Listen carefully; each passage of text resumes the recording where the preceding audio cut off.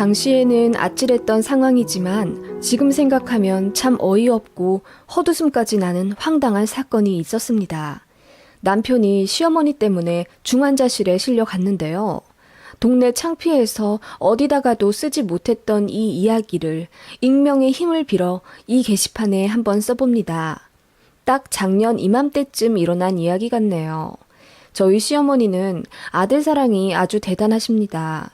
저희 남편이 장남인데다 지역적인 분위기가 있어서 남아 선호 사상도 정말 심합니다. 어머님은 세상에서 제일 잘나고 소중한 존재가 본인의 아들이라고 생각하시고 시누이들과 평생을 차별하며 저희 남편을 키워왔습니다. 그런 환경임에도 불구하고, 아니, 그런 배경이 너무 지겹고 고리타분하다고 생각했던 건지 남편은 시어머니의 아들 타령을 정말 싫어했어요. 그래서 더 독립적으로 자라며 본인 여동생들에게 그 사랑을 나눠주던 마음 따뜻한 사람입니다. 시어머니가 그러시더라고요. 난 딸들 입에 들어가는 밥 한 톨이 아까워. 전부 우리 아들 입에 들어갈 것들인데 저것들이 뺏어 먹는 것 같다니까 아주. 어머, 어머님, 다 똑같은 소중한 자식인데 어떻게 그렇게 말씀하세요? 어머님이 낳으신 딸들이잖아요. 그러게 말이다. 내 배 아파서 낳은 내 자식들인데 난 왜 그렇게 딸들이 미운지 몰라. 그저 우리 아들이 최고지. 그런 식으로 대놓고 아들 사랑을 표현하시는 시어머니 때문에 시누이들은 일찌감치 질리고 질려 20살 되자마자 독립하고 연 끊다시피 하며 살았대요. 엄마라고 다 같은 엄마가 아니니 시누이들도 애초에 엄마의 사랑을 포기한 불쌍한 딸들이죠. 그래도 오빠인 제 남편이랑은 아주 사이가 좋고 저도 그런 시누이들이 불쌍하고 딱해서 잘해주었습니다.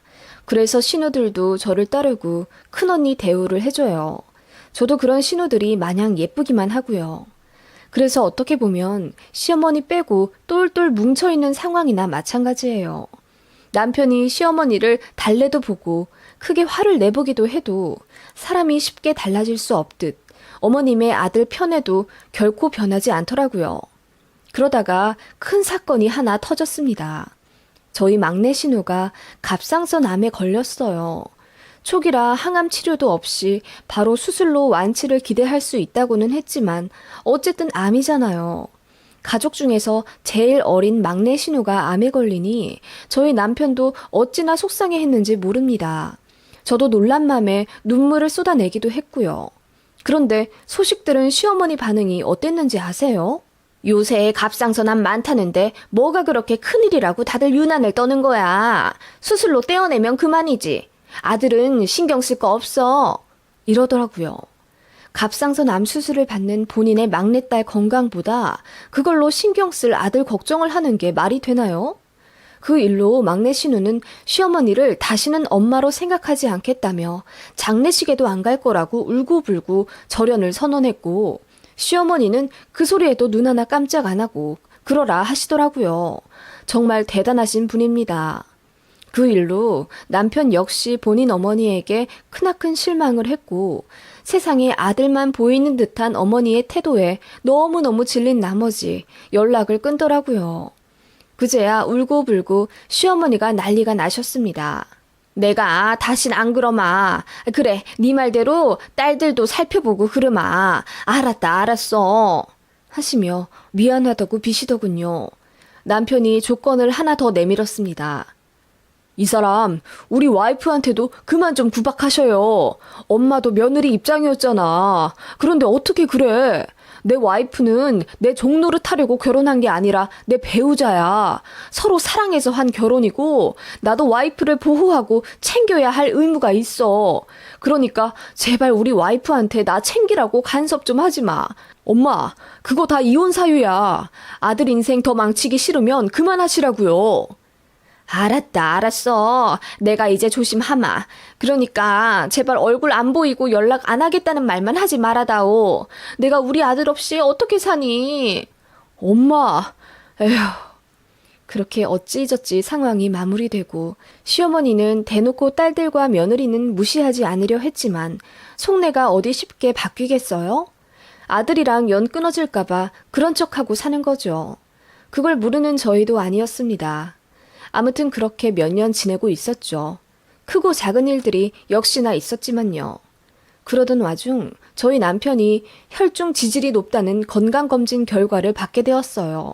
나이에 비해 건강관리도 잘하고 그렇게 심각한 수치도 아니었는데 어쩌다 사실 알게 된 어머님이 세상 끝난 듯 우시며 아들 건강이 나빠졌다며 난리를 치시더라고요. 그 원인을 또 저한테 미루시며 제가 남편 관리를 제대로 못했다며 며느리 탓을 하려 하시더군요. 역시나 그 성격 어디 못 간다고. 이러다 남편이 큰 병에 걸리기라도 하면 저는 아주 죽일 죄인이 되겠더라고요. 그리고 따지고 보면 제 건강이 더 안 좋거든요. 저는 위궤양도 있고 자궁의 질환도 있어서 반년에 한 번씩 추적 관찰을 하며 약을 먹어야 하는 상황이에요. 그런데 시어머니는 제가 아픈 건 또 제 탓이라 하십니다. 제가 건강관리를 제대로 해야 남편을 잘 보필하는데 그 반대가 되어서 남편이 저를 조금이라도 보살펴야 하는 상황이 어머님은 너무너무 싫으신 거죠. 이래도 제 탓, 저래도 제 탓. 어머님은 아무래도 돌아가시기 직전까지 바뀌실 것 같지 않았습니다. 아무튼 본인 아들의 건강 때문에 전전긍긍하던 시어머니는 여기저기 수소문해서 좋다는 한약이나 음식 재료들을 사가지고 하루가 멀다 하고 찾아오시더라고요. 무슨 가시오가피인지 뭔지 약재를 가지고 오셔서는 이걸 다려 먹이라고 하시질 않나. 그래서 먹이고 있더니 다시 다른 재료를 가지고 오셔선 이걸로 바꾸라 하시질 않나. 너무 피곤하더라고요. 그냥 병원에서 지어준 약만 열흘 정도 먹으며 관리하면 되는데 어머님은 어디서 무슨 말을 잘못 들으신 건지 자칫 까딱했다가 남편이 갑자기 목숨을 잃을 수도 있다면서 저더러 24시간 남편을 케어하고 잘 해주라 하더군요. 무슨 심근경색이랑 헷갈리신 건지 저랑 남편이 그런 거 아니라고 잘 설명해드려도 이미 흥분하신 어머님 귀에는 잘 들리지 않으시는 것 같더라고요. 그래서 남편이 또 엄청 화를 냈죠. 그제야 알겠다면서 수긍은 하셨지만 어머님의 아들 걱정은 여전했습니다. 봄이 완연한 어느 따뜻한 오전, 어머님이 제게 전화를 하시더군요. 당장 나갈 채비해라. 네? 어머님, 저 산부인과 검진 가는 날인데요. 검진? 뭐 괜찮겠지. 맨날 괜찮다고 의사가 말해준다며. 아니, 그래도 추적 관찰 중이니까요. 약도 타와야 하고요. 그게 뭐 그리 중요하고 급하다고. 병원은 다음 주로 미루고 너 당장 차 끌고 우리 집 와서 나 좀 데리고 어디 좀 가자. 그렇게 다그치듯 저를 부르시길래 정말 급한 일인 줄 알았습니다. 그렇게 차에 타신 어머님이 어떤 주소를 제게 내미시더니 여기로 가자고 하시더군요. 여기가 어디냐 물으니 야생 두릅이 많은 곳이라고 어머님 친구분이 알려주셨답니다. 남편 현재 있는 질환에 두릅이 그렇게 좋다고 하네요. 그런데 어머님은 널리고 널린 개두릅이나 땅두릅 말고 산에서 나는 야생 산두릅을 캐서 아들 입에 넣어주고 싶으신 겁니다. 아니, 그래서 야생 두릅을 따러 가려고 그렇게 급한 일이 있다는 식으로 말씀하신 거예요? 제 병원도 미루고요?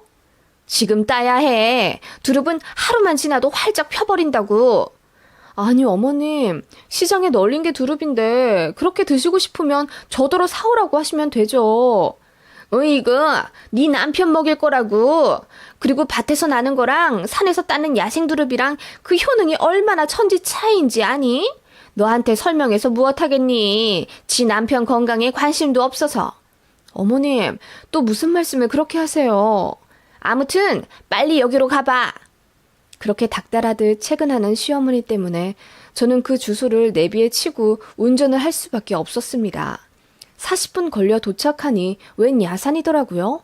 어머님은 목장갑과 모자 같은 걸 저에게 건네주시더니 빨리 따자고 앞장서서 산에 오르시더군요. 그 산이 누구 산인지도 모르고 이렇게 함부로 채취하면 불법인 걸 알고 있기에 저는 내키지가 않았어요.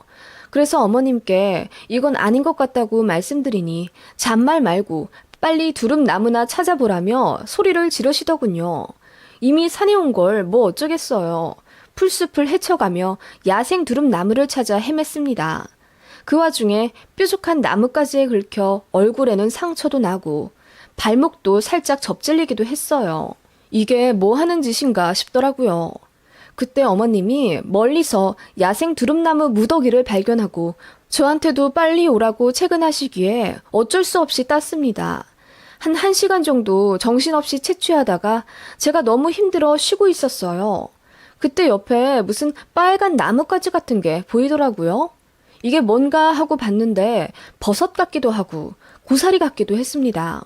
제가 그걸 하나 따서 인터넷으로 검색해서 모양을 비교해 봤는데 야생 녹각 영지버섯이랑 비슷하더라고요. 저는 몰랐는데 영지버섯이 덜 피면 약간 나물같이 생기나 보더라고요. 그래서 어머님께 영지버섯 발견했다고 했더니 얼굴이 사색이 되어선 저에게 막 달려오시는 겁니다. 그러더니 제 손에 있는 걸 확 빼앗아 어머님 주머니에 넣으시더라고요. 그러더니 더 어딨냐고 물으시곤 그 자리에 피어있는 영지버섯을 전부 다 캐시더라고요. 어머님, 이렇게나 많이 다 가져가시려고요?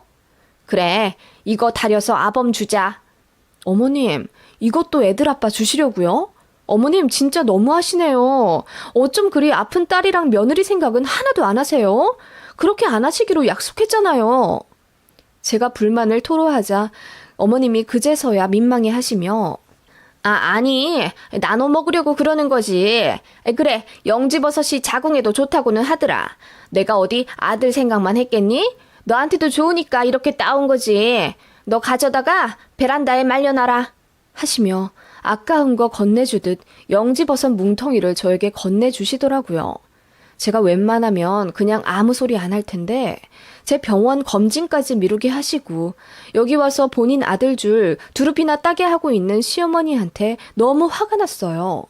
그래서 보란듯 영지버섯을 제 주머니에 챙겨 넣었습니다. 네, 제가 잘 다려 먹을게요. 그러니까 어머님이 되게 찝찝해 하시더라고요.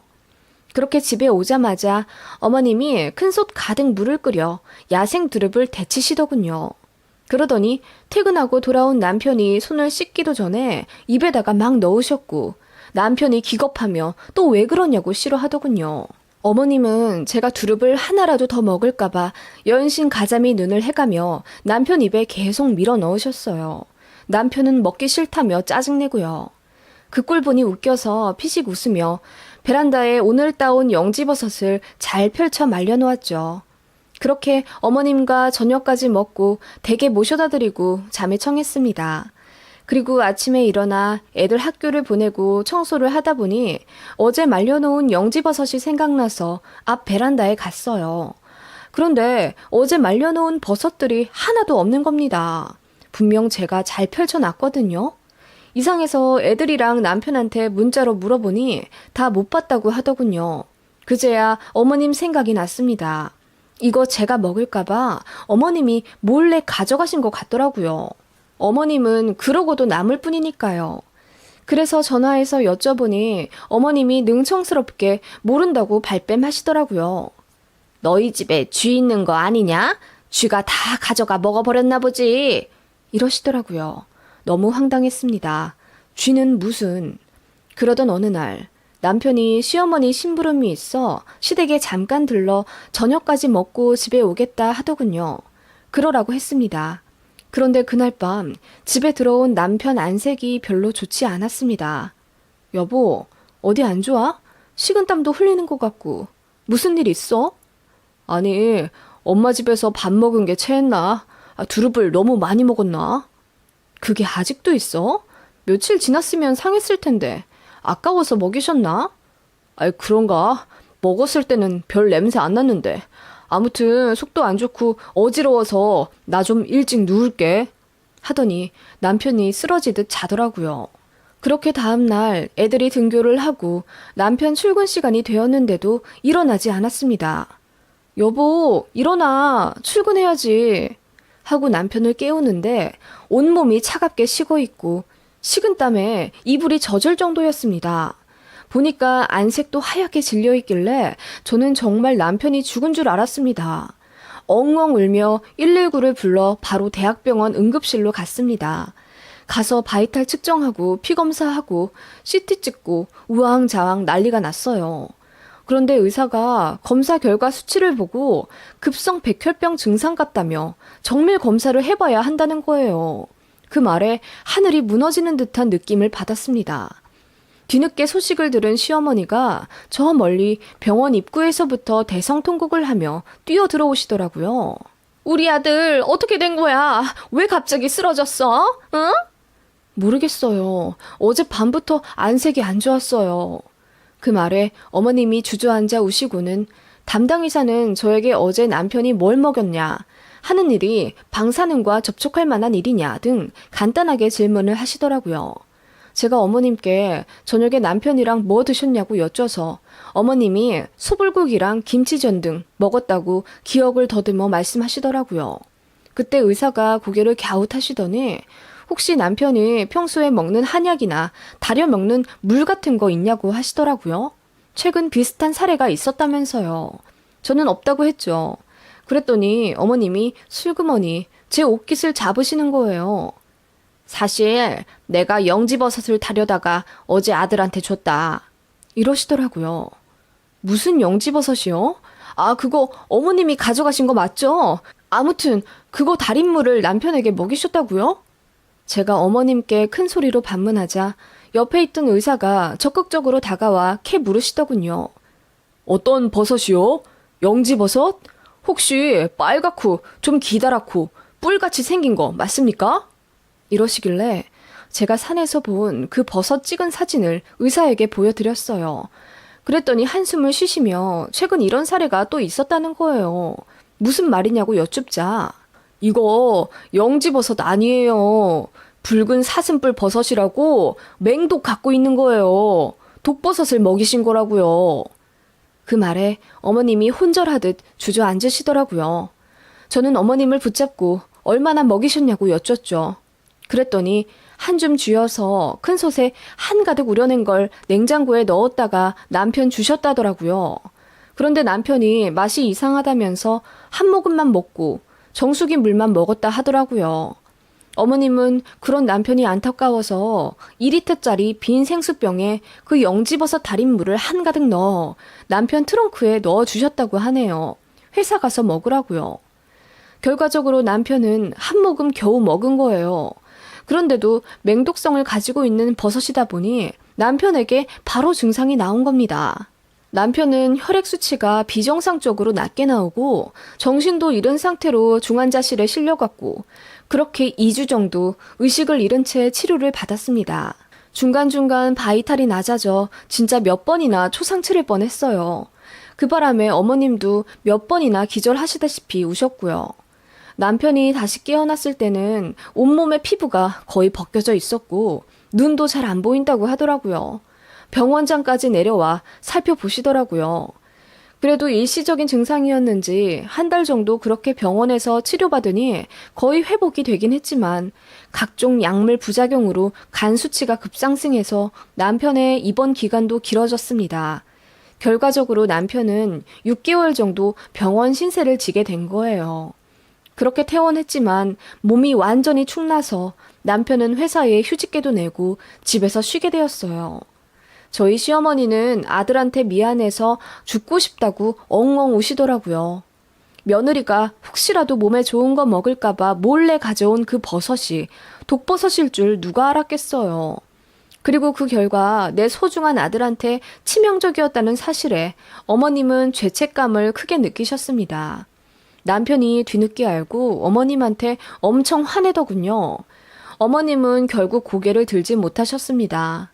어머님의 어긋난 아들 사랑이 결국 아들을 해치게 된 결과를 낳은 거예요. 까딱하면 제가 그리고 저희 아이들까지 죽을 뻔한 끔찍한 사건이었지만 어머님 때문에 일이 이렇게 되었네요. 어머님은 마침내 본인이 잘못 살아서 아들이 죽을 뻔했다고 지난날이 죄스럽다며 반성하시더라고요. 저희 남편은 그렇게 1년 정도 잘 요양하고 운동도 하며 건강을 회복했습니다. 머리카락이 많이 빠져서 듬성듬성하긴 하지만 이렇게 살아 숨쉬고 걷는 것만으로도 저는 하늘에 감사합니다. 저희 시어머니는 그날 이후 완전히 다른 사람이 되어선 모진 말씀도 안 하시고 딸들도 잘 챙기시더라고요. 물론 저한테도 많이 미안해 하셨고요. 본인 잘못으로 제가 한순간에 과부될지도 모르는 아찔한 순간이었잖아요. 저도 어머님이 너무나 미웠지만 어떻게 보면 저희 아이들이 먹지 않아서 다행이라고 생각하고 있어요. 그리고 어머님이 드디어 본인 잘못을 인정하고 반성하셔서 신우들이 조금은 행복해진 것 같아서 보기 좋더라고요. 그런데 저는 어머님도 참 어머님답다 싶은 게 어떻게 그 버섯 달인물을 한 모금도 안 드셨을까요? 저라면 한 컵 정도는 먹었을 것 같거든요. 그런데 어머님은 당신 입에 들어가는 그 한 모금마저 아까워 모두 소중한 아들에게 내어주시려 했던 거예요. 어머님께 아들이란 존재는 대체 어떤 걸까요? 아무튼 정말 아찔했던 순간이었습니다. 여러분들도 항상 조심하세요.